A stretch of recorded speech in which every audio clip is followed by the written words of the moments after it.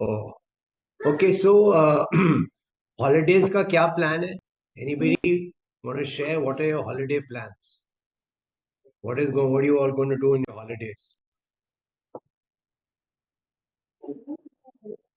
Radha is thinking now.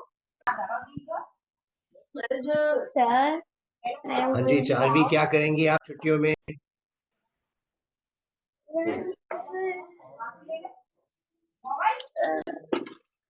हाँ, Radha, do you want to tell us? Hmm? Any plan? Holiday? What are you going to do in your holidays? Sir, we are going to summer classes. Summer classes. And what is happening in the summer classes? Martial arts. Martial arts. Okay, that's cool. What else? We are going to Nepal. Nepal, nice. Where in Nepal? Kathmandu, Pokhara. Yes, sir. Nice, nice. Any other plans for the holidays?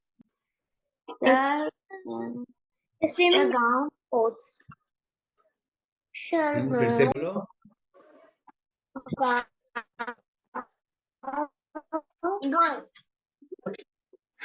Anybody plan to read any books? Yes, sir. Yes. Yes, sir. Please, it's a good opportunity. Read books. What happens when you read books? What happens when you read books? Can Sir, anybody horror tell? and story. Hmm? Horror and story. Yeah, your stories, obviously, you get to, you get to read stories. Stories can be fun. What else?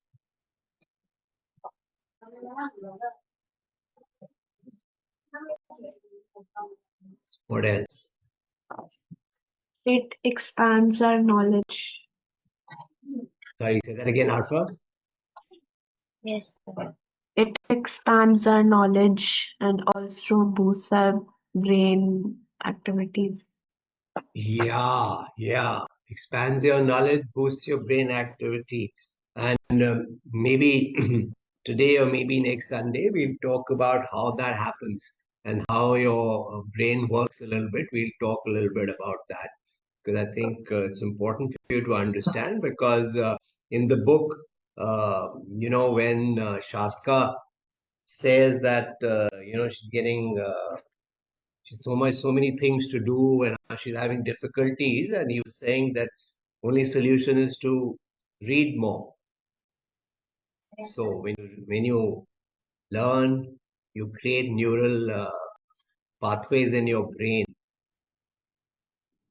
So that's how learning happens. So yes, reading is that's what reading does. Okay, so we'll start the book. Reading the book, Manisha. I think it's 104 in the book. So any of you who don't know, are not familiar with the book, don't know what's happened so far, or everybody is familiar? So then I'll assume everybody knows what's happening, right? Nobody's saying they don't know. So then we'll assume that people are up to date with the story, and we'll take it from there. So in the last session, what had happened was that they had delivered some books, and Shaska had started delivering books from her own side as well, right? And in the last, because she kept telling Carl that I've forgotten something, and she would go and deliver a book. And then in the last house, Carl sort of went to see what she was doing and realized that that's what she was doing. And you'll recall that before, in the earlier session, they'd had a conversation about what type of books people should be reading.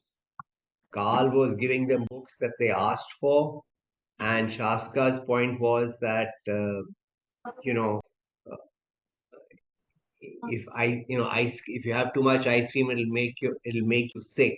So you can't be reading books which are having a bad effect on your mind, and you should be reading books which make, like for example, Effie, who's like who seems to be very sad, wants to read sad books. She said that Effie should be reading books which make her happy.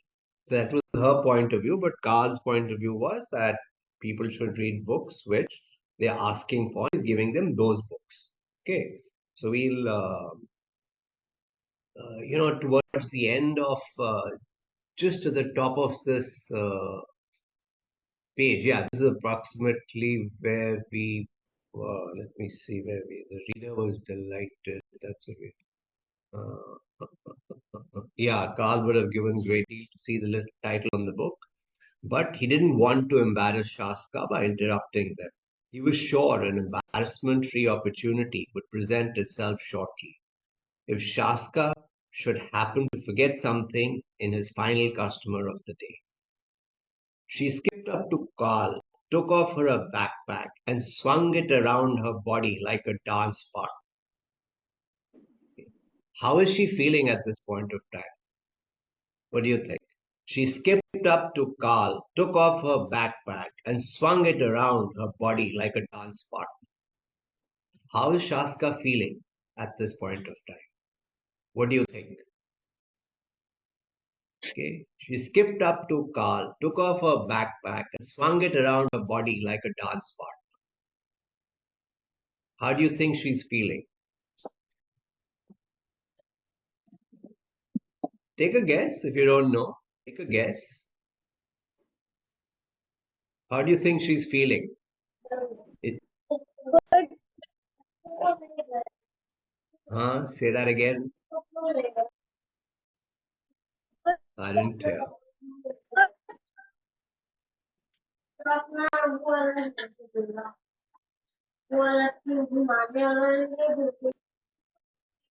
Louder, louder. I didn't hear. Sorry.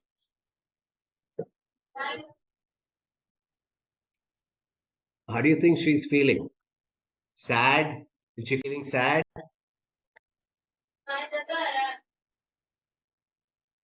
Is she feeling anxious? Or is she feeling happy? Yes. Radha said happy. Yes, I also think so.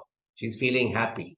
Okay, and she's feeling happy obviously because she's again pulled off delivering another book without which she thinks Carl has not seen him, right? And she's done what she thought was right. Yes, Sandeep. Jugiv sir, there is a word here called dance that conveys an emotion.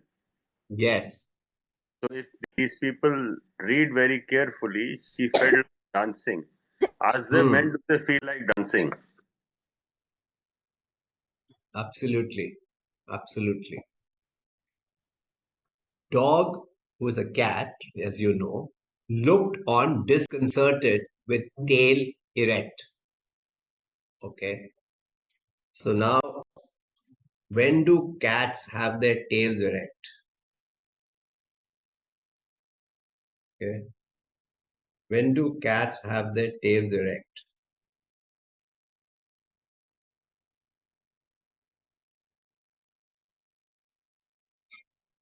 When they are curious. When they're curious, you're Curious. saying. Okay. I am, hunting for the answer. I did look at it yesterday. Okay. So an erect cat tail held straight up or curled in a question mark generally indicates a positive mood like happiness, confidence, or a friendly greeting. Okay, so the cat is also happy. So opposite of a dog, Jugjiv. Yeah, yeah, Yeah, cat actually puts the tail up like a straight pole or a flag, yeah. and the dog shakes it. Yep, yep, yep. Do cats Ah, wag tails? That's my question to you. say that again. Do cats wag tails? I think they do.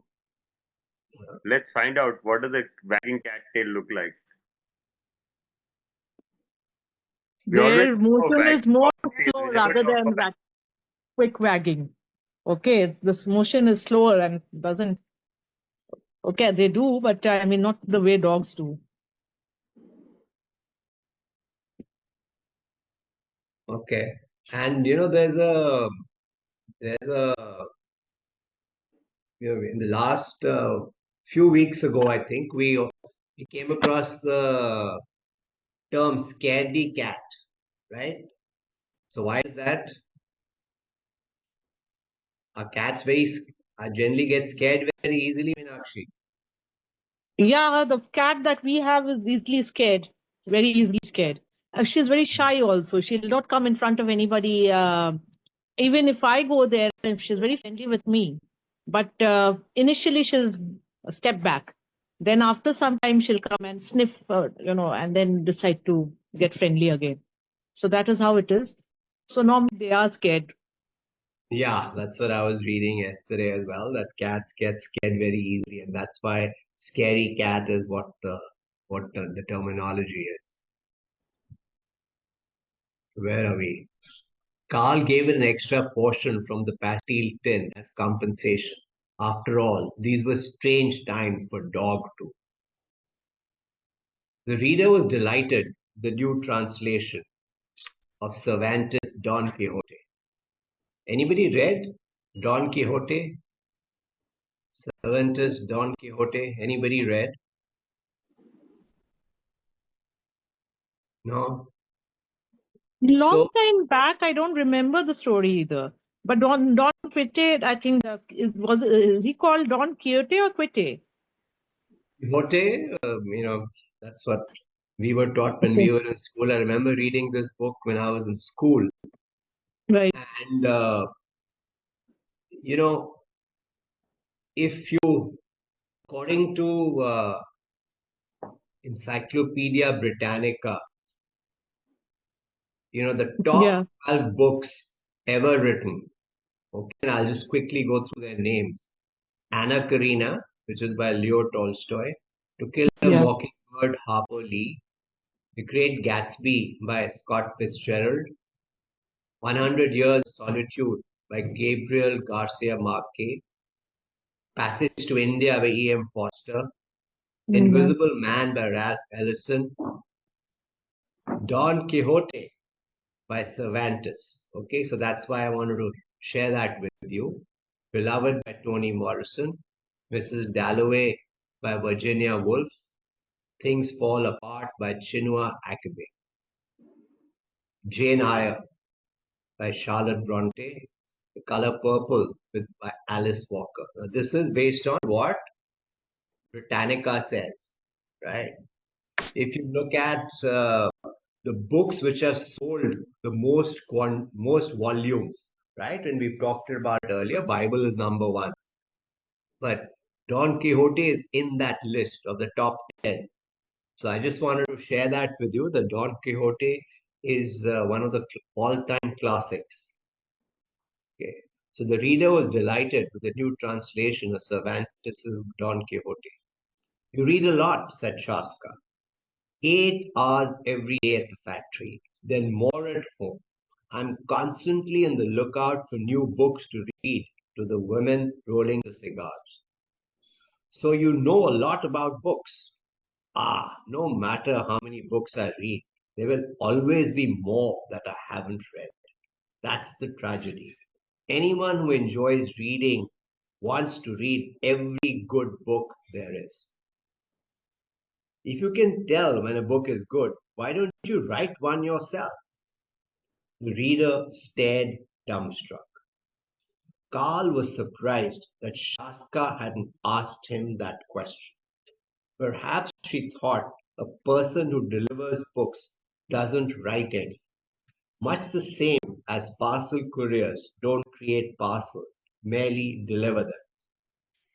The reader gave Carl a look. You truly have a remarkable companion here. It wouldn't be the first time I've thought that, replied Carl, Frankly, he seemed to think it quite regularly. In fact, I've written a book. I've been working on it for 10 years. Dog wound its body around the reader's legs, and Carl had the impression that Cat was trying to calm the man. He seemed on edge. So, Sandeep, do you remember in the book we were reading, Inner Life of Animals? I think there was we've read about how animals sort of recognize the emotion of human beings, right? They suddenly recognize their expressions that, Jugjiv, even plants, if you remember, plants also recognize your emotions. yeah, That's there in the other book. Either way, sir, Jugjiv, we have to finish this book after you finish Door-to-Door Bookstore. right, We have a few stories. We have a few stories left in Inner Life of Animals. yeah, So yeah. once you finish this, I think it'll be interesting to read after this book. And what you're Yeah, saying is very right. The emotions they sense is far more stronger than we can even sense. I want to share a personal story with you here. In last right, few days, have been tough at my end.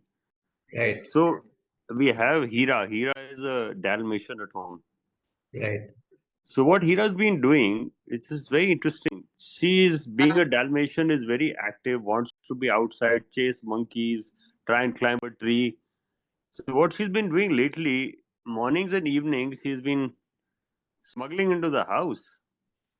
And where I sit, she will quietly come and just sit there and sleep next to me. wow, She does that, and minute I walk out of the house, she'll quietly walk out behind me. No one has to say anything, and she'll go into the garden. Similarly, when I get back home in the evening, she knows I'm sitting alone in that living room. She will make sure someone helps her in. She'll again come, sit there for an hour or so, quietly, very quietly, sleep on the carpet under the fan, and then when they'll say "Abab chalo," she'll get up and go. No talking. right, No tail wagging, nothing. Just comes there and just sits. And this was one animal who never wanted to come indoors all her life. right, So this explains a practical example. It's a reflection of emotions. She's right, possibly sensed what has happened in the house and that she needs to go and spend time. right. Absolutely. No, I mean, she also must be missing your mother, right? I mean, dog will be missing Yeah, her as maybe well. she's sharing her Feeling the grief, or loss. maybe she's sharing her grief, or maybe she's Yeah, helping me get over my grief. Either way, yeah, right, right. thank you. So rather, you're asking what tango was, and Arpa's replied to your question. But very easy way for you is to open another window and ask Google that question. Okay, very easy way. Ask Google that question.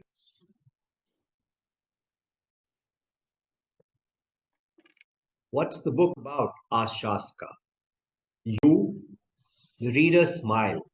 No, it's about a man who is deaf, who wants to learn the tango, which he just found out at the dance. But all the dance schools turn him away, so eventually he places an ad in the newspaper. He receives a reply from a woman who wants to teach him. She places the loudspeakers on the floor and they dance barefoot, so he can feel the vibrations through the soles of his feet. They fall in love, but then the man discovers that his teacher is also deaf. He is devastated. She has deceived him. He feels a deep sense of betrayal because she can't hear the music either, and he turns his back on her. That's a dumb story, said Shasta. Well, the ending is dumb. They should kiss. They do kiss, but by the end they don't. But that's the most important point. Kissing has to happen at the end. Before that, it doesn't count. You know, said the reader, life is often like that. Sometimes there is kissing, and sometimes the kissing stops. The only difference between a novel with a happy ending and the one without is the point at which you cease telling the story. You don't understand what I mean. Nobody likes sad stories. As she said it, Shaska thought of Effie and realized that that was not entirely true. Well, normally, happy people don't. Did many people buy your book? No, no one has ever read it. I have never given it to anyone. You've not even read it out to anyone? At work? To your cigar ladies? I wouldn't be able to get a single word out. Why not? Because it might be really terrible. Give it to the bookwalker. He knows all about books. She pointed to Carl. He'll tell you whether it's good or bad. But the ending is dumb. You know that now. The reader was unmoving as a statue. Shaska feared he might never move again, but she guessed a great deal was running through his mind right at the moment. I couldn't possibly ask him to do that, he whispered to Shaska, although of course he knew Carl could hear. Of course you could. He'd love to. He's nice and he's always reading, so he could read your book too. Mr. Kolhoff, I'm sorry you've been put in such an embarrassing position. I would never expect such a favor from you. I'm certain you get requests like this all the time. Such requests virtually never came Carl's way, and that was fine by him. If a manuscript was poor, how could he tell the client without hurting their feelings? You will do it, won't you? Asked Shaska. It was a rhetorical question. A rhetorical question is a question which normally doesn't require an answer. You know, what has been said is the answer is in that. Carl hesitated. He watched joy radiate from her pale blue eyes. He couldn't disappoint her. Of course, I'd love to. I'll fetch it right away, said the reader, disappearing and returning with the manuscript in a shoebox. And please be honest, brutally honest. It's the only way I'll make progress. He gulped. Shaska couldn't even guess at what he might be swallowing, but it must have been something significant. Take your time, read it at your leisure. It'll be an honor and a privilege. That remains to be seen. The reader gave an anxious smile. This was the moment he had both feared and yearned for in equal measure. Now his novel was out in the world. Admittedly, it had only taken one tiny step with one single person, but his lines would finally fulfill the purpose for which they had been written, to gain a reader. He feared they might shatter in the process. The reader was at a loss for further words. Then, bye, said Shaska. We've got work to do. Yes, of course, I mustn't keep you. See you soon. I've already placed my order for the next book by phone. With their farewells taken, Shaska had once again forgotten something. I'll come with you, said Carl. It's terribly boring waiting for you. It won't take long. You won't have time to be bored. I'll come anyway. A few extra steps will do me good.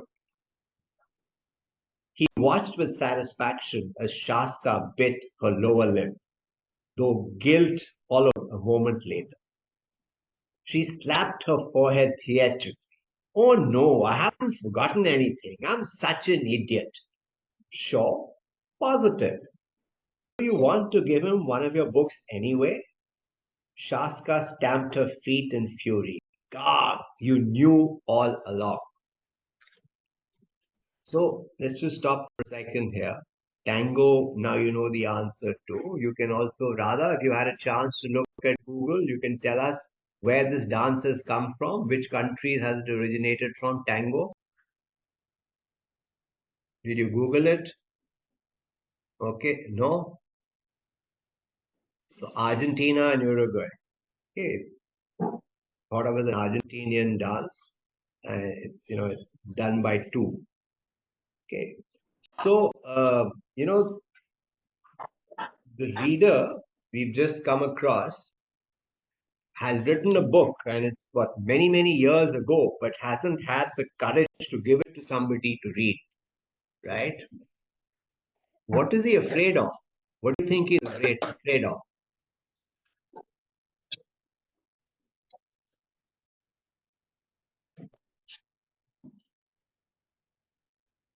Right? What is he afraid of?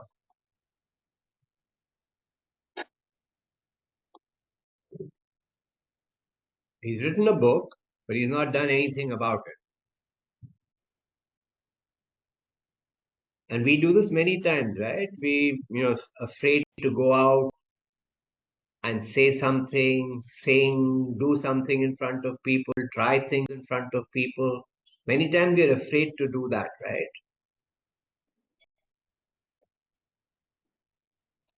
Why are we Fear afraid? that people might not read it, it won't do well. Yeah, he's afraid of failure, right? Many of us many times are afraid of failure. But Yeah. I think two Sundays ago, Manisha ma'am read out the book, right? You learn from failure. You shouldn't be worried about failure, right? Fear of failure holds you back, right? That's what Manisha ma'am had read out to us in the story that she read out, I think it was a couple of weeks ago. Right? He was afraid.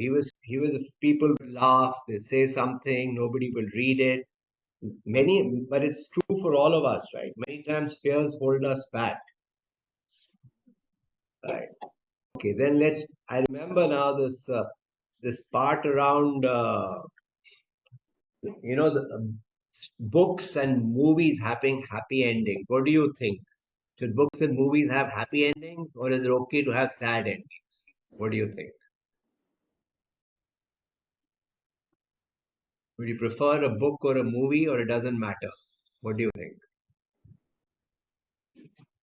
I think sad endings are also necessary sometimes because in life, not everything works out, and it's important for people to know that. Fair enough. That's what the reader is saying. Shaska is very emphatic, right? All books and must have a happy ending. But in general, if you see, do most movies have a happy ending or a sad ending? Most books have a happy ending or a sad ending? Happy. Yeah, and why do you think that may be? So what I feel so. Yeah, please So go I ahead, Mehak. feel that happy ending is somewhat, required because we are so involved in the problems of life that a happy ending makes us happy and feel that there is still hope. Right. I mean, most books, most movies, right? I mean, uh, so many stories to end with, and they live happily ever after. So many stories finish with that line, right? So yeah, I think I mean many people are making movies to educate, right? Some people are making movies to entertain people. So I think if the purpose is to educate, like Arfa said, it can have a sad ending. But if the purpose is to entertain and then people go back happy, then the purpose is served. So tell us about that, Radha. My story is my best friend. Tell us more about that.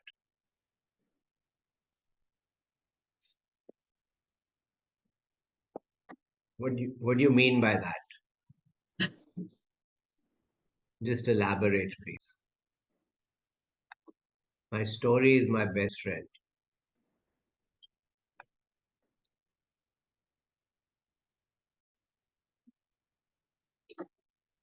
Are you saying no, sir? Okay. You shouldn't feel shy. Okay. Now, where are we? Jugjiv sir, Yes, sir. it's often said books are my best friend. She probably means Ah, yeah. No. that. Books are. I mean, in this book, we've come across how Carl always believes that the characters in all the books are always alive, right? A book is also always alive. So certainly, Jugiv sir, last, I think it was on Instagram, War Poetry Journal wrote a very interesting post on Instagram about books and reading. It reminded me of these conversations between Carl and Sasha. right, And I also quoted that. I want to read that because it's very interesting. So this is a post by War Paint Journal, and I have acknowledged it. So if you read what it says, and it just goes very well with today's book which you're reading. right, It says a generation of kids growing up without reading isn't just a generation that reads less. It's a generation slowly losing the muscle for empathy. Because books aren't just stories, they are training grounds for imagination, for slipping into someone else's life, someone else's grief, joy, fear, or mess. They teach us to sit with feelings that aren't yours. Without that, how do you learn to care about people who aren't like you? How do you build a world where you pause before judging, listen before reacting, understand before dismissing? right.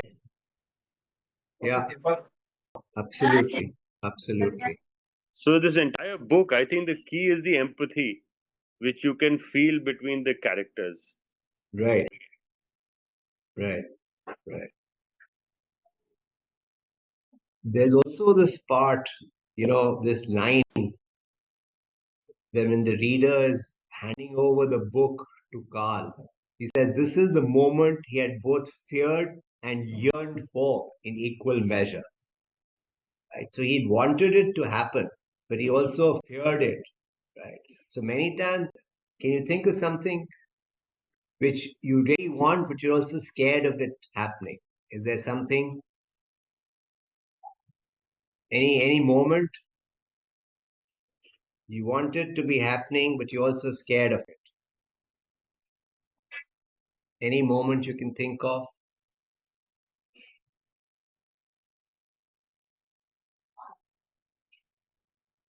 Right. So, I mean, when I was in school, one moment that I used to, that's how I used to feel about exam results.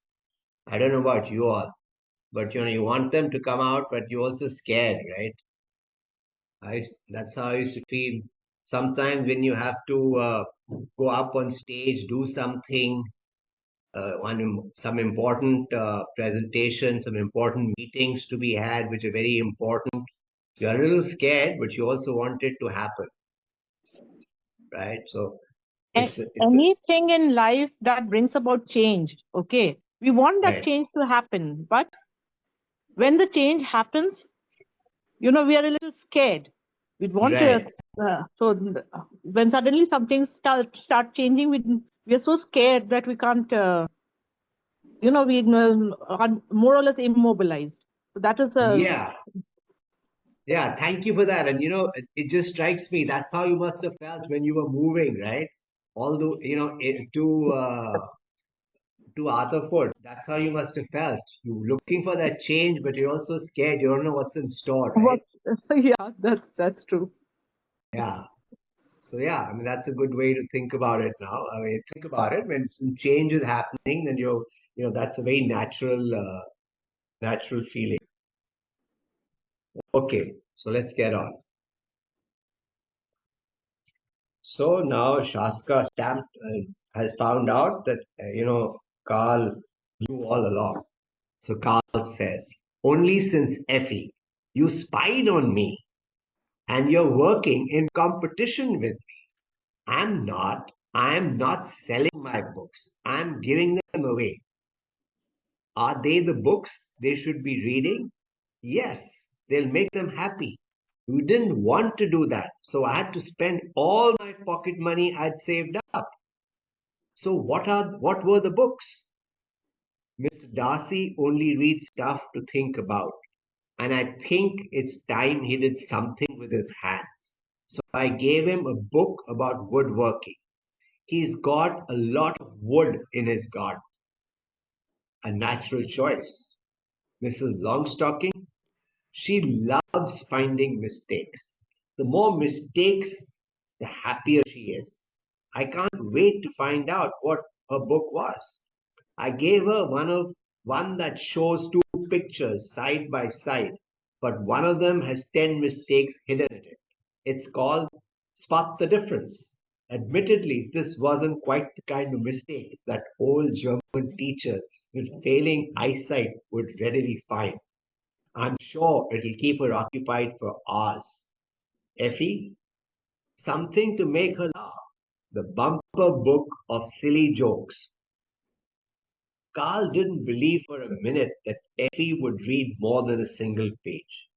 But even if gifted books were never read, they were still a loving gesture and a compliment to the intellect and taste of the recipient. Many an author's career has been founded on their book's gifting potential rather than their content, provided the book served as an interior design statement, looked elegant on the bookshelf, and coordinated well with a gold framed Dali's print of elephants on stilts. Dali is a famous modern artist. But I pushed the joke book through Effie's letterbox. I didn't want to ring the bell. He looked towards the reader's home. What are you planning to give him? That was so hard. I really didn't know what would make him happy because I didn't know what makes him unhappy. But you brought a book for him. Shaska nodded, pulling a wrapped volume from her backpack. It's by Alfred somebody. It's a book on new words. Alfred Herbert's New Words, New Neologisms in the German Language since 1945. A remarkable choice. I thought he is bound to enjoy reading the words he's never heard of before, like honeybee matador. There is absolutely no such word. That's why it's so much fun to say honeybee matador. What about rutin tutin tinabulation? Rutin tutin tinabulation. She glanced sideways at him. You can be funny sometimes. Only by accident, replied Carl. You're not wrong, but it's not a bad thing. There's no way you found that book by yourself. Who recommended it to you? The old man at the Moses second-hand bookshop. He's even older than you are.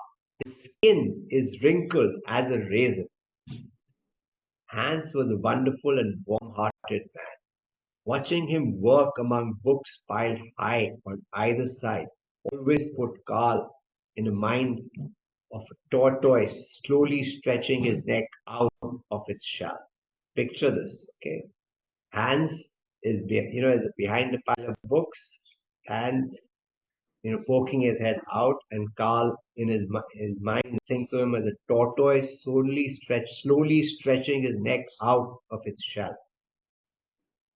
Hans had inherited the business from his mother many years ago, yet he himself never read books. His greatest act of filial rebellion had been a refusal to ever read Goethe.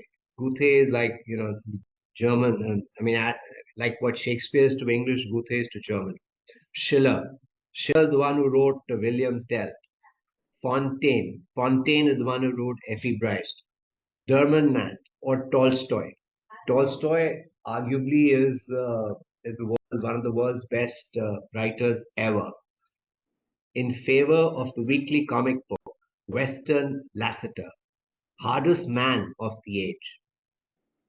Although he was familiar with the names of the most prominent authors and their works, and could even name the genres they wrote in, he hadn't read a single one. That role had been fulfilled by his wife, who had died at the beginning of the year. Now he was the proprietor of an antiquarian bookshop with no in-house reader. Antiquarian, pertaining to antiques. I told him I only had enough money for cheap books, just a few cents per book. That wasn't a problem at all. I found a book for each person. Of course. Well, the man found them.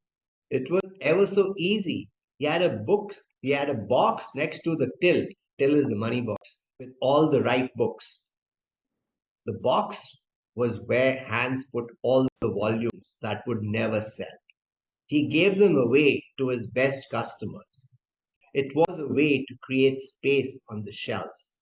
Carl was certain Hans hadn't found the right books in that box, or at most only a couple of titles to fit the bill. Take the reader his book, he'll be delighted.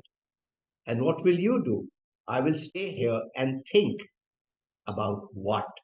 Shaska had learned it never boded well when adults thought, yet did not reveal what they were thinking about. Boded is what's going to happen in the future. And about how I can't stop a boneheaded, that is stubborn little girl's plans. Then I should do whatever I can to make sure it goes as well as it possibly can.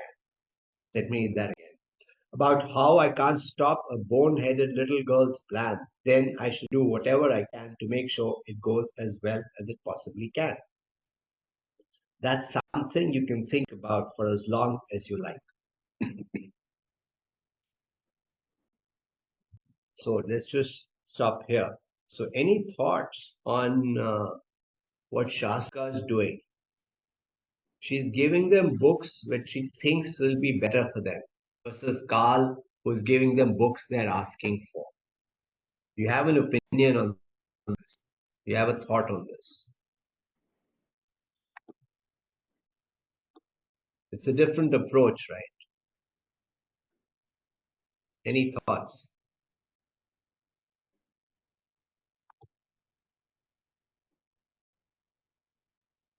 Well, you What need would you to do? know a person very well if you want to give them a book which is good for them. So, Shaska, I mean, she must be a very good judge of personality. Okay. Carl, he gives them exactly what they want. Okay. So, now again, he's not making much of an effort to know the person. Right. And in some ways, maybe it's better for business if you look at it that way, because he's giving the people what they really want. Okay. And whereas Shaska is trying to fill up their life with more meaning. So that is how I would say. But for that, you need to really know a person well. You need to study people well to be able to, guess what they need just by looking at them. And it may not always be a right. Your thought process might not always be right. That is what. Yeah, I mean, yeah, that the point you made around that, what is good for business versus what is right for the person, and you have to know the person. But the little that we've seen of Shaska, she's really observant, right? I mean, she's under 10 years old, and if you just see, her journey with Carl, from where he didn't want her, now he is doing things, which she would like, right? Like he just read today how that he looked into her eyes and didn't want to disappoint her, and so he said, okay, he told reader, I will, I'll go through your manuscript. So, she is she's very, very observant, and there's some very specific things she picked up, right? She said that Effie is not even reading the books that you get for her. And so, I mean, yeah, I mean, you can go either way, right? I mean, there's no right or wrong answer, but there is certainly some logic in what Shaska is saying, right? Probably Shaska will develop a closer and more deeper and fulfilling relationship with people. Okay. because she understands people well. Carl, on the other hand, I don't know, I mean, doesn't sound that way from this book, but may not have such deep relationship with people. Shashka is a little girl right now, so if she continues with that in life, of course, everything will be very, she'll have very close relationships with people. And people will turn towards her in their time of grief and need and all those things, or even to share their happiness, because she'll be always be available to them. She'll be listening to them because she likes doing that. She likes helping people. Carl, on the other hand, might appear to be a little cold and distant. So, but then Carl has developed a very close relationship with Shashka. So, I mean, that is another thing that, I mean, in spite of everything. So the thing is, no matter what people appear to be like, by the end of it, somewhere along the line, the heartstrings, connect with each other. Many things you said. Very interesting thing. And Manisha's added $1 million idea out there. Manisha, you want to talk to us about it a little bit? What Shaska is trying to do? You want me to answer? Manisha. Okay. Talked I about, mean, and okay. I will come back to what you just said, Meenakshi, but Manisha just added one thing which you also referred to a little bit about Shaska. Uh, Shaska is trying to understand the real world, right? And she said that she's very gifted as a child. So, Manisha, do you want to talk about it a little bit? Your thought about the need for children to understand the real world. You want to talk about it a bit, Manisha? There are few people or little children, those who are good observers, and am I audible? Yeah. Yeah. So they are good observers and they try to understand the world as per the observation. They see the faces. For example, a toddler. The toddler learns to speak by blabbering and other things, and then they look at the faces of the parents, their guardian, and they truly understand the meaning. If they're asking for something with the gestures and facial contacts, they do understand. So in a way, most of the children are gifted, but then they don't enhance their understanding after some time. But here I think Sachka is trying to deliver something better, what she might have done as a toddler, and then she's gaining knowledge and understanding about things. Yeah, what's interesting about her is that she seems to be a reasonably good judge of character, right? At this age, she's obviously very bold, right? And Meenakshi talked about Carl and her sort of developing a relationship. I mean, Carl as a personality is also changing, right? And I think you're absolutely right that Carl was a little more reserved and he didn't know some of all these people that well, right? Shaska ran into Mr. Darcy's home, and she's, and he was okay with it, right? He's happy now to talk to them more, and they're cutting it down. So yeah, I mean, she certainly has that, eagerness and, as Manisha said, wanting to know the real world. And so she seems to be having some skills which will help her in her life, which is around dealing with people. Interpersonal skills. Yeah, she seems to have, right? She's bold. She talks about it, and she's able to relate with the other person and many times understand what they're thinking, right? And she's developed relationships with most of the customers by now, so which is quite amazing for a girl who's not even 10 years old. So I want to just let's stop here, Meenakshi. Sorry, Manisha.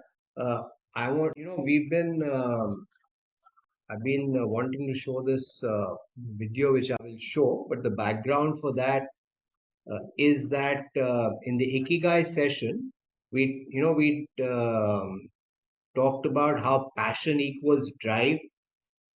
It was a quote that Komal had shared: passion equals drive equals determination, enough determination leads to success. And then we'd seen a video by Angela Duckworth on grit, right? And in that, Angela Duckworth says that one possible way to develop grit is to have a growth mindset. So today I want to just show you a video on growth mindset, uh, and then we can talk about it, okay, or talk about anything else that you want to do. Uh,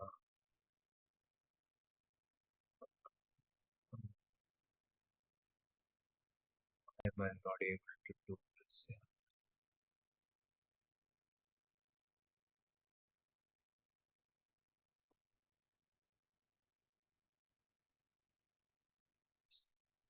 We changed thing. So let me just share the full screen and put it like that.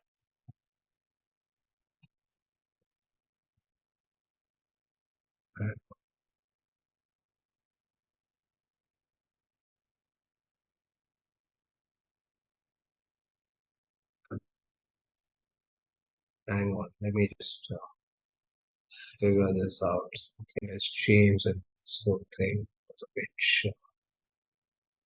yeah, let me try it now. Sec. Meanwhile, anybody has any thoughts? Anything you want to say, share about Shaska?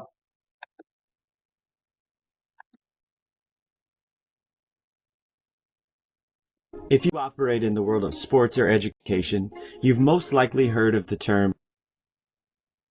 You mustn't be getting the sound, right? Let me No, sir, just. it was there. It was there? Yeah. Okay, cool.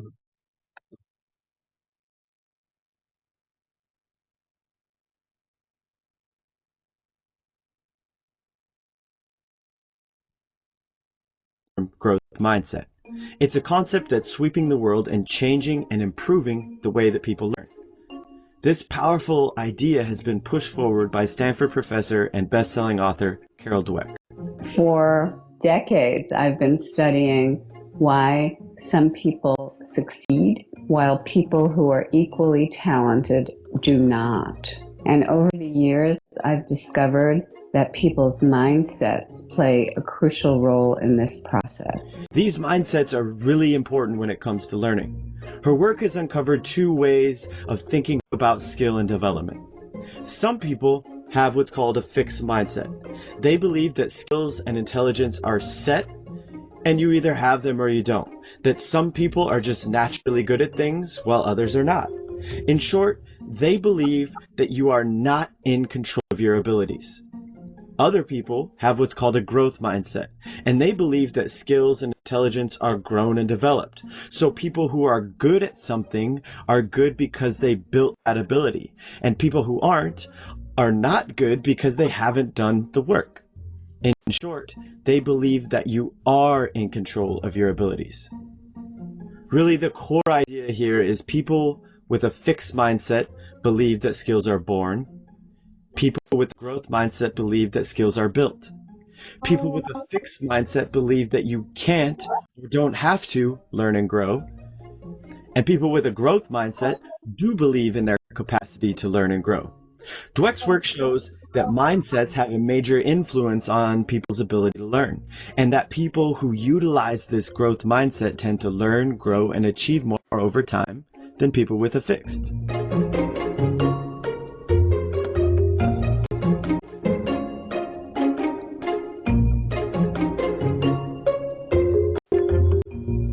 Growth mindset really creates a solid foundation for great learning.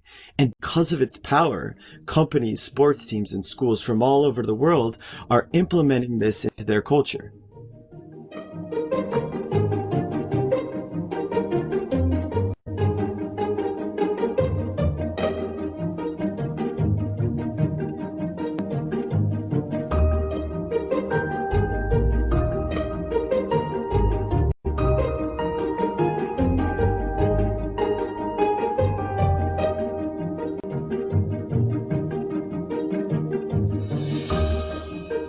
Over Over the years, we've worked with a ton of amazing groups to help instill this within their culture. We're talking Fortune 500 companies, lots of colleges, lots of high schools, and even a few prisons who are working to build growth mindset into their reentry program. What I'm trying to say is this is bigger than one study or one TED Talk. This is a powerful concept that's helping lots of different people in lots of different places.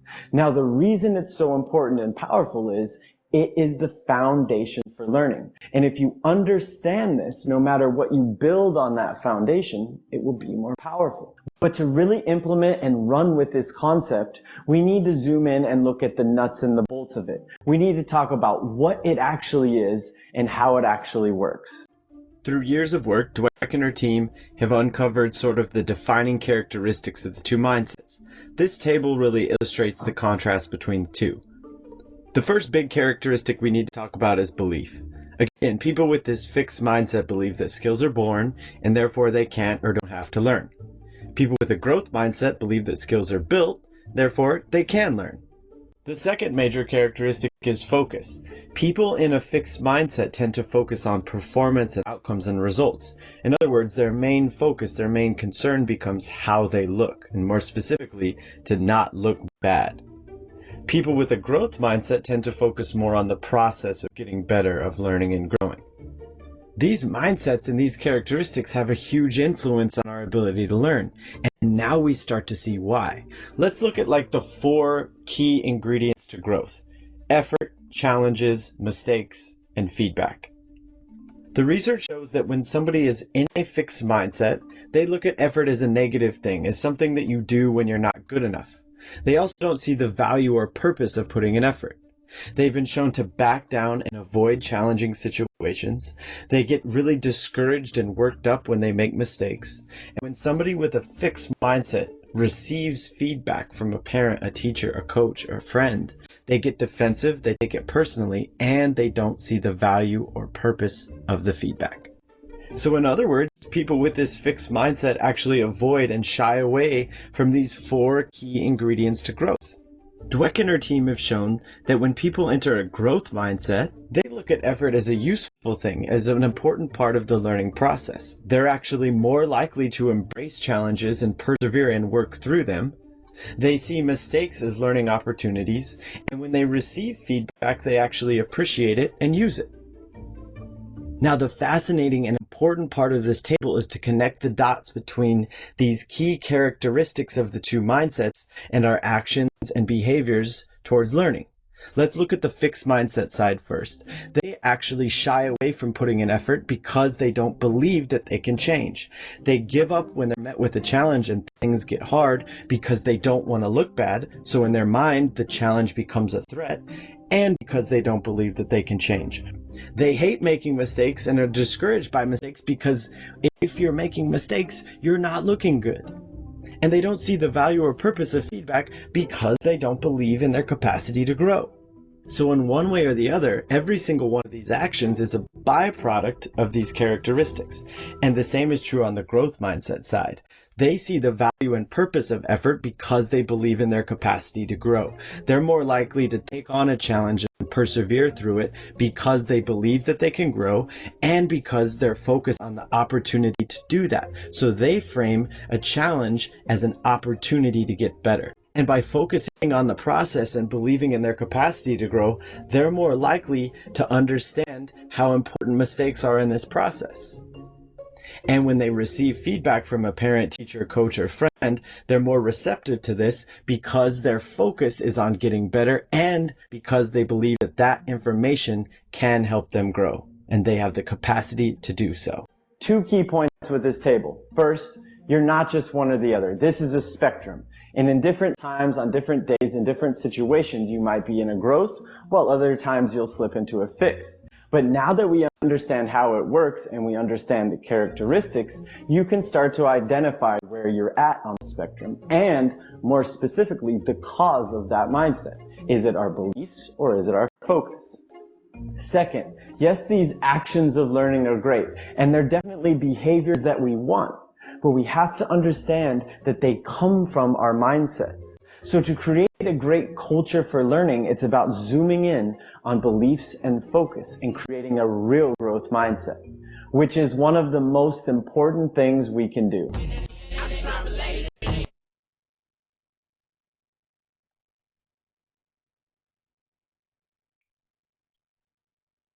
Okay. Anybody?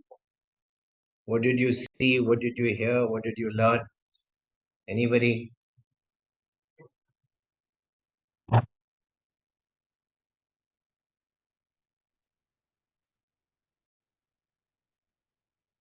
What did you want? Anything you took away from that? You can put it in the chat. Anything you took away from that?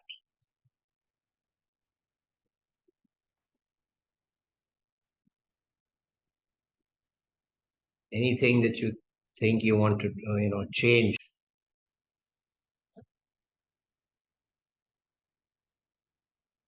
Yes, Khushi. So good morning, sir. Morning. So seeing this video, in the starting, I was like, what is what this video is all about? But when I got to know like it's all about like fix and growth mindset, then I slowly started focusing on this. And when I saw that a growth mindset is what when a person think that he or she can get more better, as they said, and when I saw that a fixed mindset person is just like he or she doesn't want to know anything, or want to grow or don't want to grow. And when I saw all those or 5 or 6 things, that what are the key ingredients that one must do, or the other things that a growth mindset person should do, it felt like they are giving me a focus that you have to do all these things to have a growth mindset. And probably I love the key ingredients of that, and I would use them in my life. And actually I am more focused on the feedbacks and the mistakes I made, so that I can improve. And slowly I just related to that, and I just like the video. Thank you for that. Yeah, two ingredients you talked about, which is failure and feedback, and the other two are effort and taking on challenges, right? And we'd heard in the other part in the morning how we are normally scared. All of us are. It's quite logical, right? We're scared to fail, and you don't take on challenges because you're scared to fail. So that's the point. And uh, the good point you made about growth is that actually you should be growing every day. It's a question you should be asking yourself: how have I grown today? Okay, before you go to sleep in the evening, you should ask yourself at night, how have I grown today?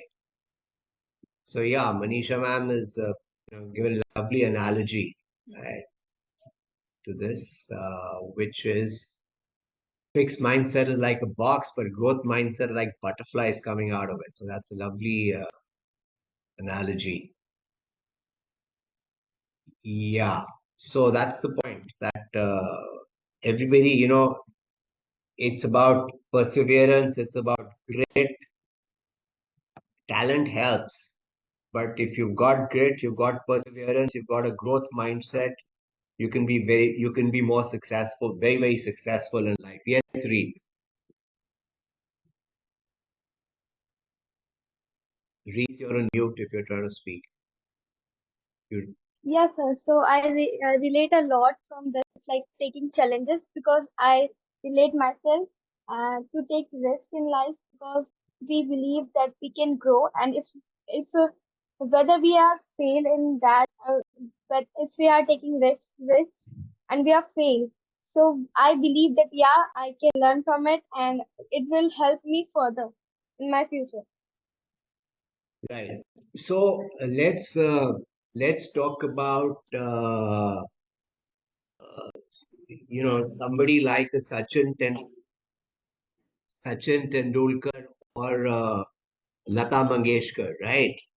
Do you think they had talent? Do you think they had talent? Surely that's a very, very easy question, right? Yes, of Sachin course they had. Tendulkar, Lata Mangeshkar, Yeah, of course, they had lots and lots of talent. So, but how hard did they practice? Look at Virat Kohli. How hard do these people practice? How much riyaz does somebody like Lata Mangeshkar do, or somebody like that lady who comes in that singing show, yeah, Shreya Ghosal? How much do they practice? Right. So talent is in its place. If you have talent, and you still have to do all these other things to be very successful. But even if you're not that high on talent, you will find that if you still have a growth mindset, you will be able to develop the abilities you have. All of us have some ability or the other. So it'll certainly.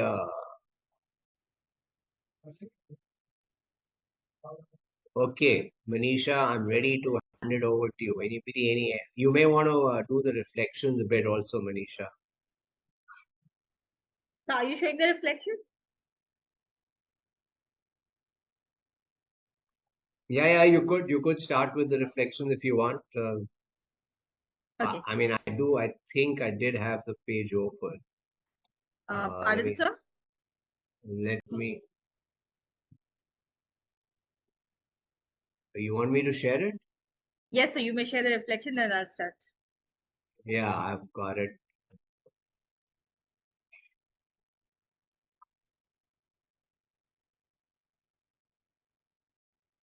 Right. You should be able to see it now.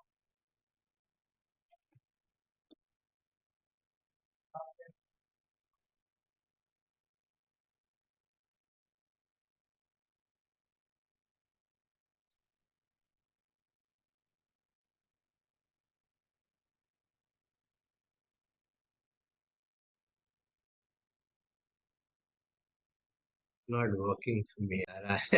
Not able. It's going too fast. I'm not able to stop it. I can't see the thing to go left. Hang on, hang on. This is going too fast for me.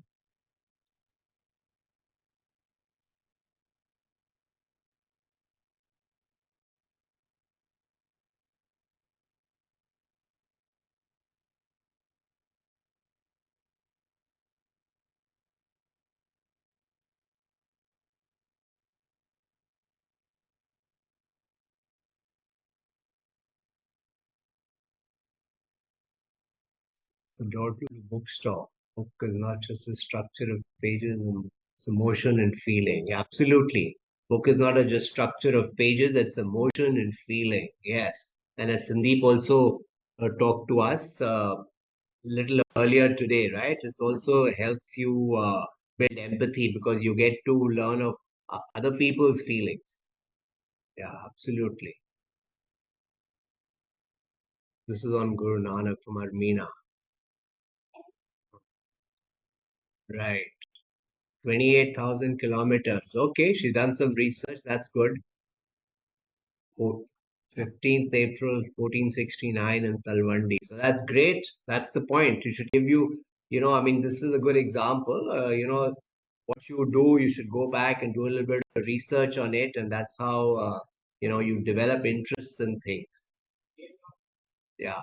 This is a lovely picture. The way it's been created. That's very nice, Reed. Very nice. Do you want to talk to us a little bit about, what you're trying to convey here with all the different things that you actually used? I'm sure there's a story here. You want to talk to us, Reet, a little bit? Yeah, sir. So actually, I wrote here in the brown colored page that I really relate that Amardeep sir said and explained that man jeete jal jeete, because I believe that if you control your mind and if you are connected to yourself spiritually, then you can also rule the world.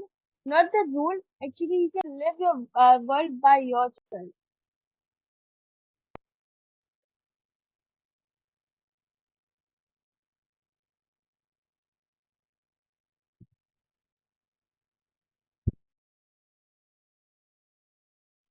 Right, right, right, right, right. Talk a little bit about what you've used and about that. Okay, let's go ahead. Let's go ahead. Nasreen, uh, again on. So Nasreen says golden advices. Advices. Anybody? Any advices is correct or not correct? What is the plural of advice? Advice. Plural is advice. So there's no advices. Okay, it's advice. But yeah, patience, faith, kindness, knowledge, manners, piety, tongue, anger, soul, honesty, gratitude, good deeds. Yes, Guru Nanak is, saying eventually it all boils down to righteous action.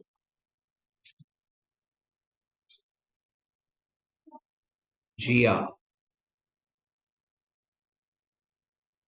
Yes. Thank you. Kushi. Yes, that's what you wrote down in your book, Manjite Jugjiv. Yes, I remember you mentioned that. Absolutely. But the reality, unfortunately, is that we don't actually. We are so engrossed in the outside world. We spend very little time with ourselves. I hope that you all can spend more time with yourselves. I mean, I just love these boxes that you've got there: Chittorgarh, Ajmer, Pushkar, Mathura, Delhi, Panipat. Fantastic. It's a lovely way of depicting something. Kajal, share what you have. There is only one God. Speak and live with truth. Yes, Guru Nanak is very big on truth. Help others selflessly. Live without fear. Yes, again, come back. Fear. How to overcome fear. Fight superstition. All are equal. So, one quick question here. I've been also talking about it today. You shouldn't be scared. You shouldn't be scared. How do you deal with fear? If you're scared, how do you deal with it? What do you do? Any idea? You've been scared about something, then something happened. You did something about it. Tell us. How do you deal with fear? If you're afraid of something, what's the best way to overcome it? Self affirmations. Affirmation, yes, that's one way of doing it. Saying that I can do this, and then slowly you can overcome that fear for sure. Affirmations help because your mindset earlier is telling you, and I mean, I can tell you that I had a recent example in my own life, and I was calling something a problem, and then one day somehow it came out in my mind, this is a challenge, and suddenly my full mindset changed. So yeah, it makes a big difference. And affirmations are like that, if you because most of them are obviously positive. All of them are positive, and it makes a big difference. What else? That helps you to then take the next step of trying to attempt something, right? How else do you deal with fear? Taking actions will be, more helpful. Say that again. Taking actions will be more helpful. Yes, action. Because what is the worst that can happen? Right? You will fail. So what? Just do it. That's the thing. You get your mind to a spot, to a place, as Arfa said, and then as she says, just do it. Absolutely. That's the way to deal with fear. And there may be sometimes when the thing is bigger, there may be obviously some amount of planning involved in something, but broadly for Udasi. So that's great, Manshika. Has also done some research on the matter and she's drawn a map. And that's very, very powerful. Great. Again, done some research. Very good. Major places visited. Very nice. Very nice. Very nice. Let's see. Aher Tara.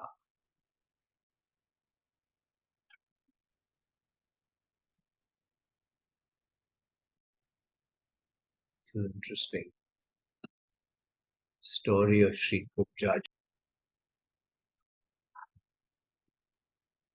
Madhya.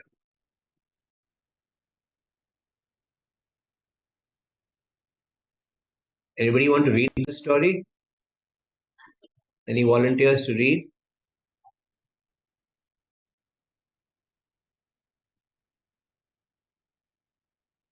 Kushi, do you want to try and read this? Yeah, sure, sir. Go ahead. So, the story of Sri Kubja ji. Kubja, whose name means hunchbacked or crooked in three places, was a servant of King Kamsa, the cruel ruler of Mathura. She was assigned the task of preparing and applying sandalwood paste and aromatic substances for the king. Kubja was physically deformed with a hunched back and a crooked spine. She lived a life of service and insignificance, mocked and looked down upon by many due to her appearance. When Lord Krishna and his brother Balram entered Mathura on their missions to confront and eventually destroy Kamsa, they came across Kubja. She was walking with difficulty, carrying sandalwood paste in her hands. Krishna, full of compassion and mischief, noticed her. While others might have overlooked her, Krishna recognized her inner devotion and purity of her heart. He asked her kindly, "O gentle lady, what is this you carry?" She responded with respect, explaining that she was bringing fragrant paste for the king. Krishna asked, would you give us some of this paste? Feeling a divine attraction and deep love for Krishna, Kubja agreed. As she gave him the sandalwood, Krishna gently placed his foot on her toes and with both hands he lifted her by the chin and shoulders. Her deformed body straightened, her spine was healed, and her appearance transformed into one of the great beauty and radiance. She stood tall not just in body but in spirit. Overwhelmed, Kubja invited Krishna to her home. He promised he would visit after completing his mission in Mathura. Later, after defeating Kamsa, Krishna fulfilled his promise. He visited Kubja's home and blessed her with spiritual liberation, moksha. Kubja's tale is a testament to the boundless compassion of Lord Krishna. It shows that devotion is more powerful than beauty, strength, or wealth. Every soul has a value and potential in the simplest term. Kubja's story is about healing, acceptance, and divine love, the kind of love that sees who we truly are and what we can become. If you're planning a spiritual journey or pilgrimage, visiting Kubja's Bhavan in Mathura can be a deeply moving experience, especially when viewed through the lens of these spiritual truths. Thank you. Yes, the power of devotion. That's why I thought we should read it. Yes.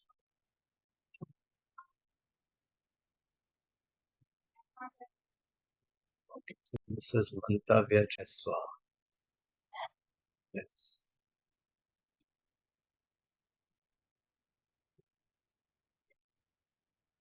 Jugjiv, sir, Yep. shall I start? Hmm. Shall I start? Yeah, I just finish this. Let's go through it and then you start. Okay. Okay. Go ahead. Okay.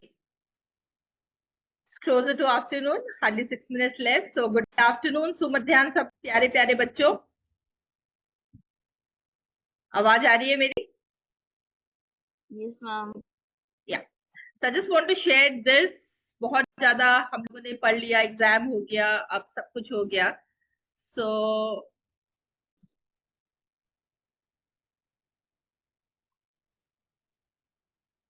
yeah, can you see my screen? Yes, ma'am. On a lighter note, just for icebreaker, let me know the answer for this. What two things can you never eat for breakfast? May Yes, I, ma'am? So it's basically lunch and dinner. very good.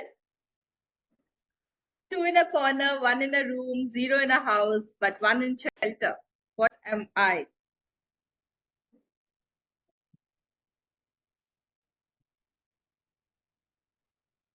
Yes, who's the next? What am I? Two in a corner, one in a room, zero in a house, but one in a shelter. Is the screen visible? Yes. Yep. So what's the answer? Who wants to try this? Fast. Very good answer by Radha. Radha says she's Radha. So what would the answer here? Read the words carefully. Two in a corner. So in a corner, what? You can see two things.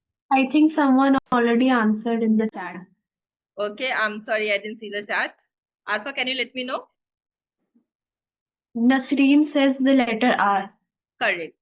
So if you read the word corner, the letter R is twice. One in a room is R. Zero in a house. We don't have the alphabet R here, but one in a shelter. Very nice. Forward, I'm heavy. Backward, I am not. What am I?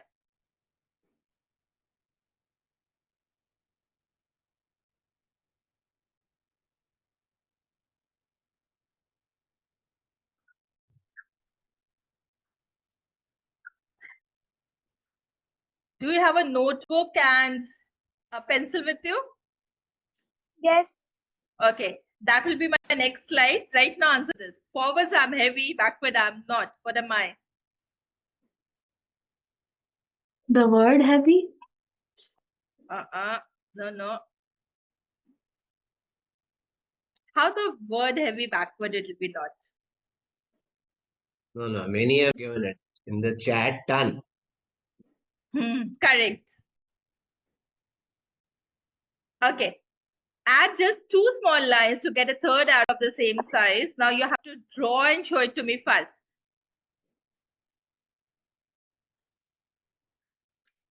How you're going to do this? You have to add a third arrow of the same size by using only two small lines.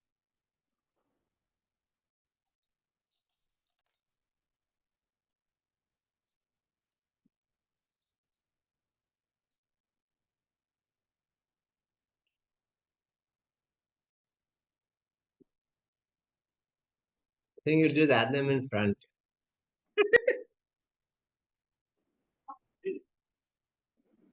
Can we annotate on the screen? Okay. Try.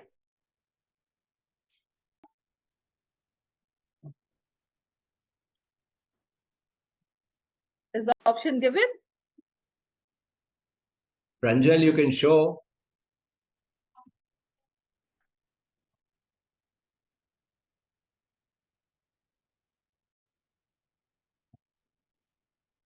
Pranjal is trying to show. Yes, Pranjal. So many hands up.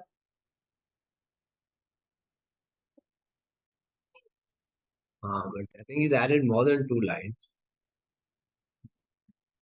Reet, what do you have? Yes, Reet. Lovely. Reet has done it correctly. Reet, can you please show it to everyone? Yeah. Can everyone see this? No, ma'am. दिख रहा है सबको रीत का? Correct.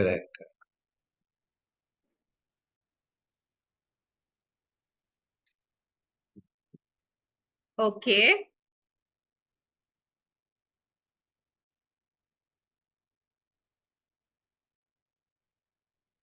Why do you all love to eat sweets? Okay, if you are stressed, you love to eat sweets. Can you let me know the reason?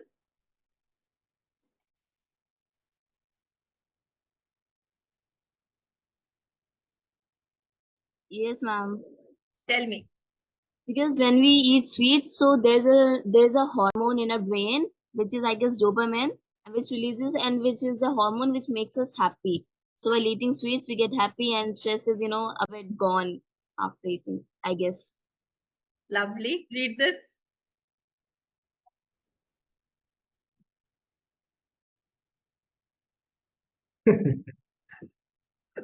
How about this? Is it correct? Khushi, we are sharing today on a lighter note, not as per sciences and biology and other things. So backward it is. What's this mentioned here? What is the word? Desserts. So do you agree? It's a fact. Yes, ma'am. Can't Correct. disagree. Can't agree much. No, can't Okay. disagree. It's a fact. Okay, आज का हमारा chapter है संवेदना. So what do you understand by संवेदना? Anyone? हमारे chapter का नाम है संवेदना. तो उससे आपका क्या मतलब है? What do you understand with this? Sympathy. Yes. Something else? Of course, sympathy is there.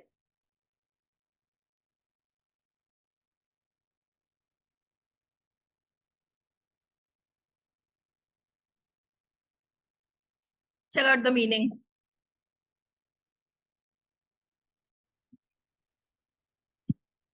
Is it visible? Yes, ma'am. So what is the meaning of samvedna? I have taken this as an acronym, samvedana. Ignite the spark within. Sympathy. So S stands for seek. So you need to seek knowledge, truth, and your inner potential every day. Aspire. Aspire to dream big, break barriers, and reach beyond limits. Master. What will you master now? You're going to master your strength through effort, curiosity, and creativity. Next is voice. बिना आवाज के तो कुछ होना ही नहीं है. So you have to voice out. Let your voice be heard. Express your ideas with courage and clarity. कई बार हम बोलते हैं, बहुत कुछ बोलते हैं, बट लोग हमारी बात सुनते नहीं है, क्योंकि हमारी वॉइस में क्लैरिटी नहीं होती है. हमारे आइडियाज उतने स्ट्रॉन्ग नहीं होते और हम करेज से नहीं बोलते. हम बहुत कुछ बोलते हैं under the breath. So our voice should be powerful ना. एक्सप्लोर. हम एक्सप्लोर क्या करेंगे? हम नए रास्ते को एक्सप्लोर करेंगे, new path, challenges and perspective. fearlessly discover who you are by learning from experience and failure. हमें हर रोज कुछ ना कुछ सिखाता है. जो चीज हम सीखते हैं वो या तो बहुत अच्छी होती है या थोड़ी बहुत खराब होती है. तो हमारे एक्सपीरियंस जो है हमें अच्छा लेके जाते हैं, हमारे चैलेंजेस हमें अच्छा लेके जाते हैं, या हम कभी फेल भी होते हैं. So learning from failure is also an art that tells you कि okay, this is one thing which was not succeeded, so we have to try something new. Nourish your mind, body and soul with learning and kindness. हम सब कुछ तो करते हैं, learning भी करते हैं, सब कुछ करते हैं, बट हम अपने माइंड, बॉडी एंड सोल तीनों को नहीं लर्न कराते हैं. हम सिर्फ अपने लर्निंग करते हैं just for the understanding that we have to score some marks, and that is the golden line. So golden line से आगे बढ़ के जब हम अपने माइंड, बॉडी एंड सोल को लर्न कराएंगे, जब हम सिखाएंगे, तभी हम एक अच्छे इंसान बनेंगे. एंड हमें क्या बनना है? अच्छा इंसान. Achieve not just marks but meaning. So marks के पीछे भागने की जगह मीनिंग को आप समझिए और उससे आगे बढ़िए. Is this part clear? Yes, ma'am. Okay.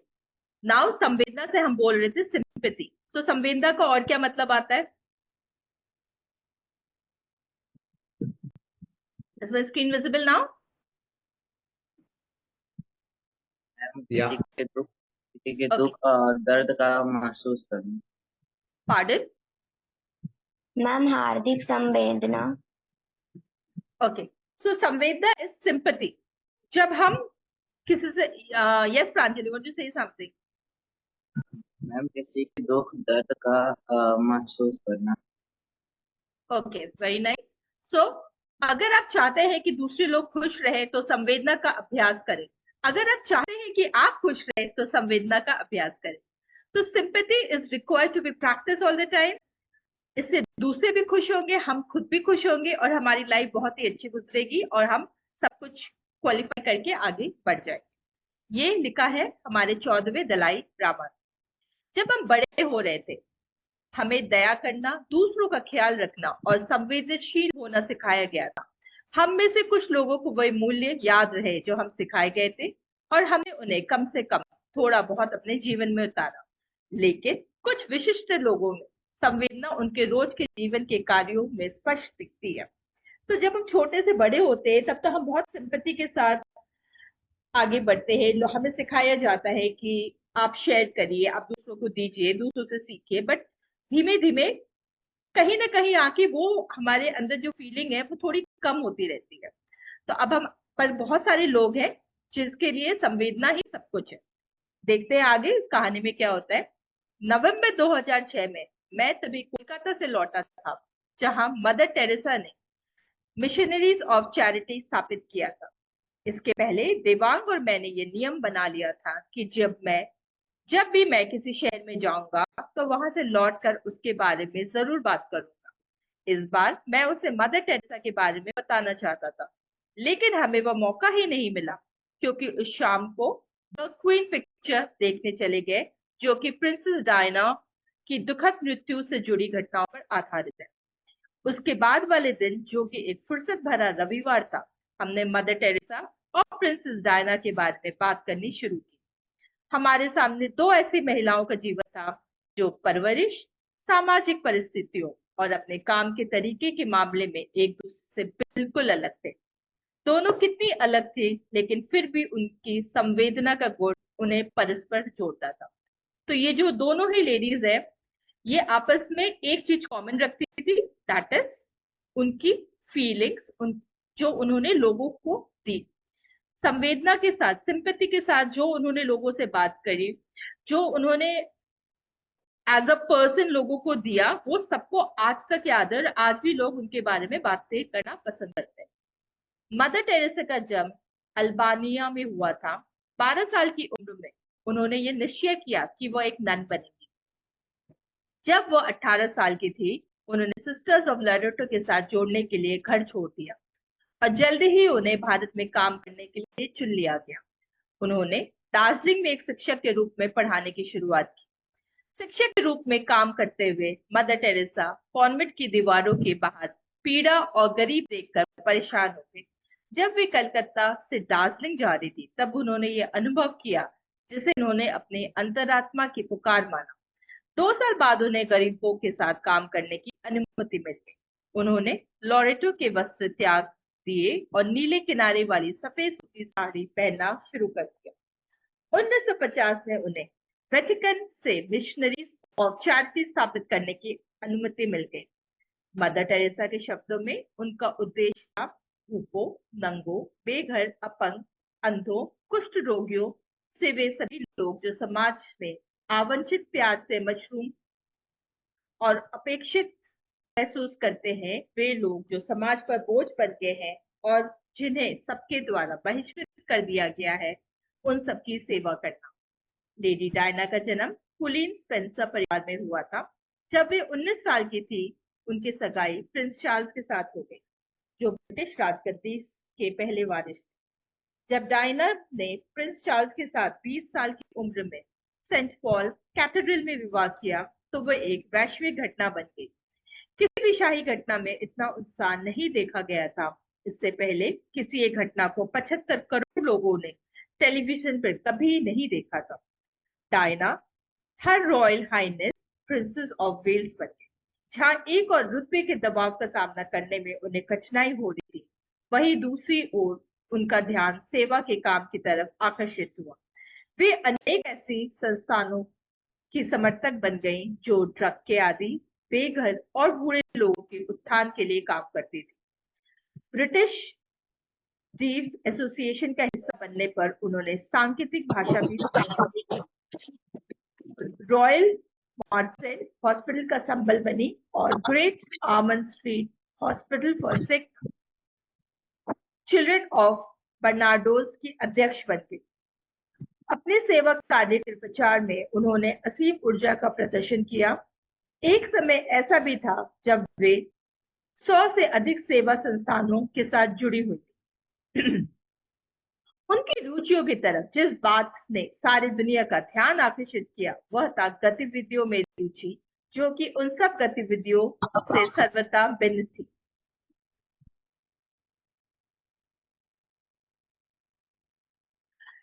जिनमें ब्रिटिश शाही परिवार पारस्परिक रूप से शामिल होता था।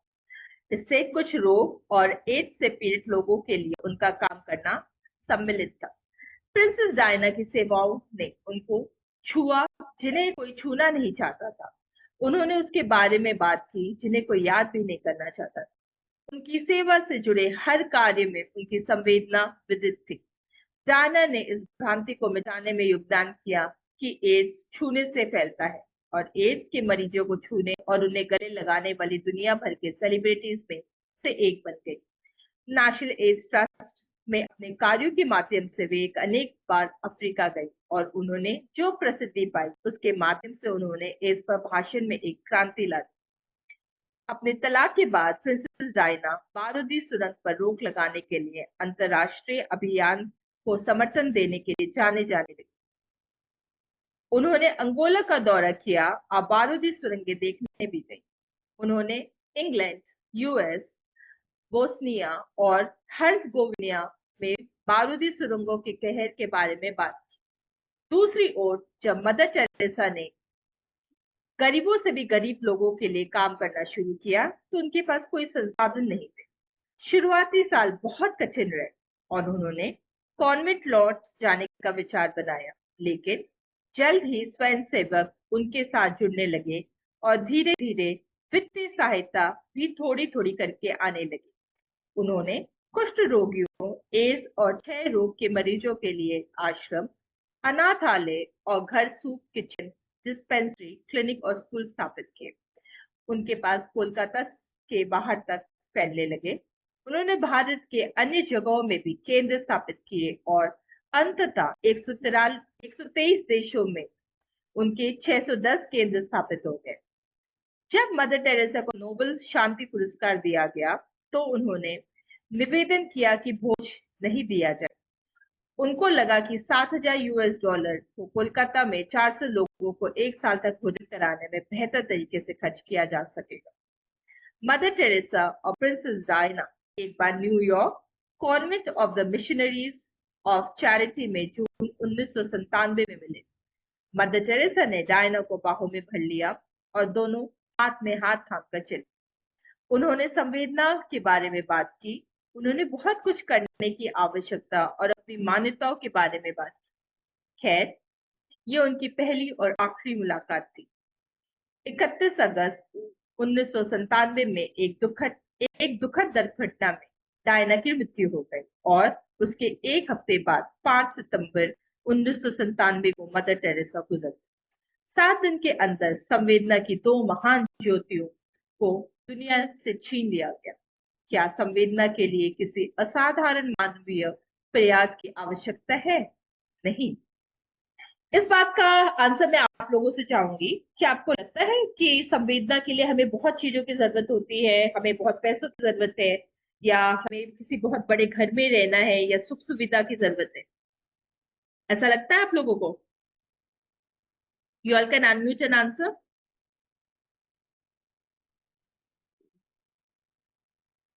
Anyone? संवेदना के लिए किस चीज की जरूरत पड़ती है? पैसों की या किसी और चीज की? I guess we need compassion and kindness to, spread kindness in the world or help That's lovely. Can you please explain this further? Like, of course, we need a bit of resources if we want to help somebody, but as Princess Diana did, like, she just hugged people and she just touched them. Like the people who cannot be touched by anyone or the people who do not want to touch them, she even hugged them. So that's where we just do not need resources. We just need kindness and compassion to spread kindness and good things in the world. That is true, Kushi. Thank you so much for answering that question. Compassionate होना बहुत ज्यादा जरूरी है। आपको kind बनने के लिए पैसों की जरूरत नहीं होती। ये एक भावना है, एक फीलिंग है जो अपने आप आती है। अगर आप किसी को हेल्प करना चाहते हैं तो आप किसी भी तरीके से कर सकते हैं, आपके पास पैसे हो चाहे नहीं। वो फीलिंग ही बहुत ज्यादा इंपॉर्टेंट है कि आप किसी को हेल्प कर रहे हैं, उसके लिए पैसों की उतनी ज्यादा जरूरत नहीं पड़ती है। श्रमदान सबसे बड़ा दान होता है। आप श्रमदान के तरीके से बहुत कुछ कर सकते हैं, न कि हर समय पैसे दे करके आप काम करें। हम में से हर कोई संवेदना दिखाने की क्षमता रखता है। अक्सर हम लोग छोटे छोटे कामों की ताकत को कम आंकते हैं। एक दयापूर्ण शब्द, एक दयापूर्ण कार्य, एक दयापूर्ण अभिव्यक्ति या एक दया से भरी चिट्ठी किसी के जीवन में एक बड़ा बदलाव ला सकती है। अभी कुछ दिनों पहले एक न्यूज में मैंने देखा था कि कुछ लोगों के बच्चे बाहर चले गए, इंडिया के बाहर, एंड वो काइंड ऑफ नहीं फोन कर पा रहे। तो एक ग्रुप है यंग बच्चों का, तो वो उनसे बात करता है उनके बच्चे बन करके। कभी जरूरत पड़ती है तो उनके लिए मेडिसिन ला करके दे देते हैं, कभी जरूरत पड़ती है तो उनके घर जाके आधे घंटा बात कर ली, उनके रोज का सामान उनको ला करके दे दिया। कुछ नहीं तो साथ में मूवी चले गए, पॉपकॉर्न बैठ के खा रहे, 10 मिनट की वॉक कर ली। सो ये सारी चीजें जो है ये संवेदना में आती है। तो इसमें उन्होंने कुछ भी नहीं करा, सिर्फ एक छोटी सी काम करी, एक नई पहल, एक नई सोच। और वो सोच क्या थी? साथ में टाइम स्पेंड करना। तो साथ में टाइम स्पेंड करने के कारण वो ग्रुप इतना ज्यादा पॉपुलर हो गया कि पूरी सिटी में उनका नाम होने लगा। सबने सिर्फ 10 से 15 एंड 20 मिनट्स ही निकाले, बट उस एरिया के, उस सिटी के जो बुजुर्ग थे, जिनके बच्चे उनके साथ नहीं रहते थे, उनको काफी हेल्प मिल गई। नए बच्चों से मिलना, उनसे बात करने में उनका टाइम जो पास हुआ वो अलग बात है, बट जो दुआएं वो उन बच्चों को मिली वो कुछ ज्यादा ही थी। उसकी तुलना हम किसी भी तरीके के गिफ्ट या पैसों से नहीं कर सकते। आपके किसी के शहर में ऐसा कुछ हो रहा है, आपको पता है? यहाँ जितने भी बच्चे हैं उनमें, उनके किसी भी के भी शहरों में ऐसा कुछ काम हो रहा है, तो आप प्लीज वहां पे जा करके आप थोड़ा सा टाइम व्यक्त कर सकते हैं और लोगों की हेल्प कर सकते हैं। वयस्कों द्वारा प्रदर्शित जटिलताओं से बहुत परे बच्चे अपने सरल अंदाज से संवेदना दिखाते हैं। इन संवेदना से भरे कार्यों के लिए वे किसी भी पुरस्कार की अपेक्षा नहीं करते। बच्चे प्राकृतिक रूप से संवेदनशील होते हैं, बल्कि सच तो यह है कि बच्चे जिस तरह से दूसरे बच्चों, बड़ों और जानवरों के साथ आचरण करते हैं, उसको नियंत्रित करने के प्रयास में वयस्क लोग अनजाने में ही अनेक संवेदनशीलता को हतोत्साहित करते हैं। एक बच्चा किसी सड़क के कुत्ते को खाना खिलाना चाहता होगा, लेकिन उसके माता पिता उसे रोकेंगे क्योंकि उन्हें बच्चों की सुरक्षा और स्वच्छता की फिक्र होगी। एक बच्चा शायद अपना सबसे महंगा खिलौना किसी को देना चाहता होगा, लेकिन माता पिता कहेंगे ये खिलौना मत दो, वह बहुत महंगा है, उसकी जगह चॉकलेट दे दो। बच्चे दुनिया में उन भौतिक तौर तरीकों को नहीं समझते जो व्यस्त के जीवन का अभिन्न हिस्सा है। एक 7 साल की बच्ची के माता पिता उसे परामर्श के लिए मेरे पास लाए क्योंकि वे उसके विकास को लेकर चिंतित थे। पिछले 6 महीनों से उसका वजन पर्याप्त रूप से नहीं बढ़ रहा। उसके माता पिता को लगता था वह ठीक से खाती है और उसे कोई मेडिकल समस्या नहीं थी। वह लड़की एक ऐसे स्कूल में पढ़ती थी जो घर से बहुत ज्यादा दूर था। उसका घर स्कूल जाते समय बस के एक पहले स्टॉप पर था और वापसी में आखिरी। इसका मतलब था कि वह घर से 6:45 बजे निकलना पड़ता था और 4 बजे लौटना पड़ता था। घर से निकलते समय वह सिर्फ एक गिलास दूध ही पीती थी।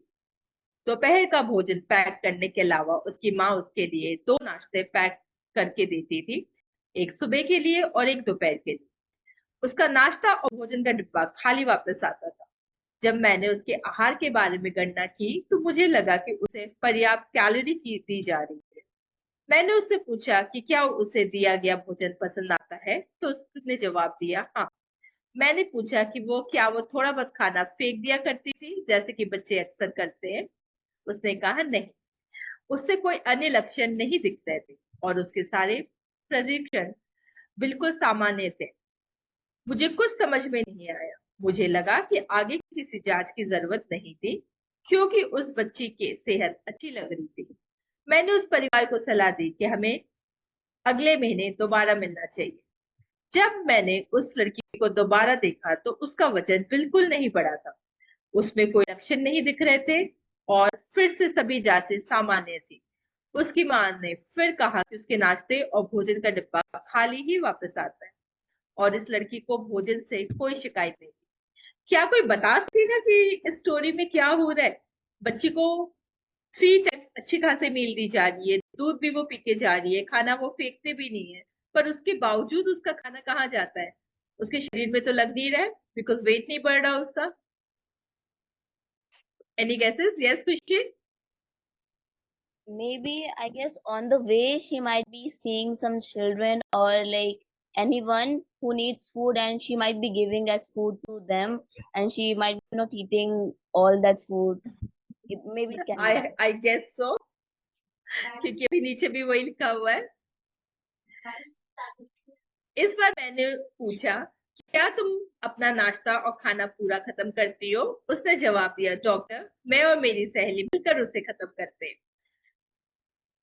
जब मैंने उसे विस्तार से बताने को कहा तो वो बोली, मेरी सहेली को जो नाश्ता और भोजन मिलता है वो उसे पसंद नहीं है। उसकी माँ की मृत्यु कई महीने पहले हो गई थी और उसकी आया उसे रोज एक ही सा नाश्ता और खाना देती है। अगर वो नाश्ता और खाना वापस घर ले जाती है तो उसे डांट पड़ती है, क्योंकि मुझे भी उसका खाना अच्छा नहीं लगता। हम उस खाने को फेंक देते हैं और दोनों वह खाना खाते हैं जो स्कूल लेके आती है। उसकी माँ ने उसे गले से लगा लिया और रोने लगी। उसके पिता ने पूछा, तो तुमने हमें ये सब क्यों नहीं बताया? हम तुम्हारे और तुम्हारी सहेली के लिए 2 नाश्ते और खाने के डब्बे पैक कर देते।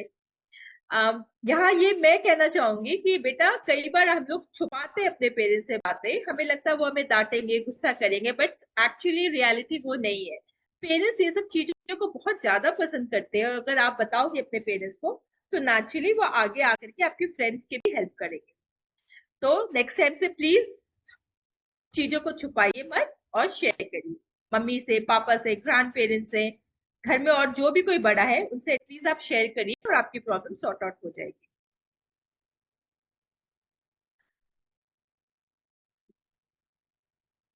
उसके पिता ने कहा तो वह लड़की मासूमियत से मुस्कुराई और बोली, मैं माँ को परेशान नहीं करना चाहती थी। उस बच्ची ने अपना आधा खाना रोज दे देने से पहले 2 बार भी नहीं सोचा। उसने अपने बारे में भी नहीं सोचा, उसके लिए दोस्ती ही सबसे ऊपर थी। मेरे एक मित्र ने मुझे हाल ही में बहुत ही दिल को छू लेने वाली कहानी सुनाई। एक 8 साल की लड़की अपना खाना खत्म करने के लिए जूझ रही थी। उसकी चिंतित माँ ने अपने पति को इशारा किया कि वो उसे खाना खत्म करने का महत्व समझाए। जाकर उससे कहिए कि ठीक से बढ़ने के लिए उसे अच्छे से खाना चाहिए। उसे ये समझना चाहिए कि उसे स्वस्थ रहना है। तुम्हें उसे ये कहना होगा, क्योंकि वो सिर्फ तुम्हारा ही सुनती है। पिता खाने की टेबल पे गया और बोला, मेरी प्यारी बेटी, खाना खा लो, अपने लिए खाओ, अपनी माँ की खातिर खाओ, मेरे खातिर खाओ। वह लड़की बोली, ठीक है डैडी, मैं खा लूंगी, लेकिन मैं ये खाना नहीं चाहती। लेकिन पहले एक चीज का वादा कीजिए, अगर मैं पूरा खाना खत्म कर दूं तो क्या आप मुझे वो देंगे जो मैं मांगूंगी? पिता ने बिना किसी हिचकिचाहट से कहा, हाँ मैं वादा करता। बेटी ने फिर पूछा, क्या ये माँ का भी वादा है? अब पिता की चिंता हुई और उन्होंने पूछा, कहीं तुम हमसे कोई महंगी चीज तो नहीं मांगने वाली? बेटी ने आश्वासन दिया, बिल्कुल नहीं दादी। खाना खत्म करने के बाद वह अपने पिता के पास गई और बड़ी कोमलता से बोला, डैडी, मैं अपना सिर मुंडवाना चाहती हूँ। पिता को समझ में नहीं आया कि वे कैसे प्रतिक्रिया दिखाए। माँ के तो होश उड़ गए और वो चिल्लाकर बोली, बिल्कुल नहीं। उसके पिता ने उससे बात करने की कोशिश की, कुछ और ले लो, दोबारा सोच कर देखो, लेकिन वह लड़की निश्चय कर चुकी थी। मैंने वह भी खाया जो मुझे पसंद नहीं था, और अब जब मैंने वह कर दिया जो करने के लिए मैं मान गई थी, तो अब आप लोग अपने वचन से पीछे मत हटिए। आप दोनों ने हमेशा मुझे सिखाया है कि वादा वादा होता है। माता पिता को यह एहसास हुआ कि अगर वो अपने वचन से पीछे हट गए तो बेटी का उनकी उसकी शिक्षा पर से विश्वास उठ जाएगा। उस लड़की को सप्ताहांत पर एक सैलून में ले जाया गया और उसका सिर के बाल निकलवा दिए गए। अगली सुबह पिता अपनी नन्ही बेटी को स्कूल छोड़ने गए। जैसे ही उसने अपने घुटे हुए सिर के साथ स्कूल में कदम रखा, उसने अपने पिता को हाथ हिलाकर विदा किया। तभी एक लड़के ने उसे आवाज दी और उसके लिए रुकने के लिए कहा। उस लड़के का सिर भी मुंडा हुआ था। इग्निशन दबाते हुए पिता ने सोचा, शायद ये आजकल का कोई अजीब नया फैशन है। जैसे ही वे आगे बढ़ने लगे, एक महिला उनके पास आई और बोली, मेरा बेटा, आपकी बेटी एक ही कक्षा में पढ़ते हैं। कुछ महीने पहले जांच से पता चला कि मेरे बेटे को ब्लड कैंसर है। कीमोथेरेपी के कारण उसके सर के सारे बाल झड़ गए। चढ़ाए जाने के डर से उसे दोबारा स्कूल आने में बहुत घबराहट हो रही थी। आपकी बेटी ने उससे कहा कि चढ़ाने के बारे में चिंता करना बंद कर दे, वह उसका इलाज ढूंढ ले। मैंने ये कभी नहीं सोचा था कि एक 8 साल की बच्ची अपने लंबे खूबसूरत बाल मुंडवाने जैसे महान त्याग करेगी। आप बहुत किस्मत वाले हैं कि आपकी ऐसे संवेदनशील बेटी है। वह एक अद्भुत इंसान है। पिता अचंभित हो गए। जब पिता घर पहुंचा तो उसने अपनी पत्नी को वह सब बताया जो उस महिला ने बताया था। उन्हें यह एहसास हुआ कि ऐसे ख्याल रखने वाली और संवेदनशील बेटी पाकर वे कितने धन्य हो गए। एक 8 साल की बच्ची ने ऐसे अनोखी तरीके से संवेदना का प्रदर्शन किया जिसे वे कभी नहीं भूल सकते थे। हम अपने बच्चों के संवेदना से भरे कार्यों में हस्तक्षेप नहीं करके उन पर एक बहुत बड़ी मेहरबानी कर सकते हैं। जब हम अपने दयावान और दूसरों के बारे सोचने के लिए एक अच्छा काम करते हैं तो उसका उत्साहवर्धन करके हम एक कदम आगे बढ़ सकते हैं। बल्कि सच तो यह है कि हम अपने बच्चों से बहुत कुछ सीख सकते हैं। संवेदना हमें रुकने पर मजबूर कर देती है और एक पल के लिए हम अपने से ऊपर उठ जाते हैं। मेसन फूल। तो क्या सीखा आज हमने?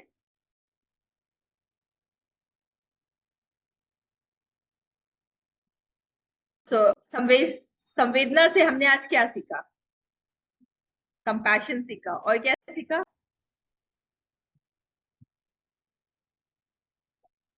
कुछ सीखा हमने और?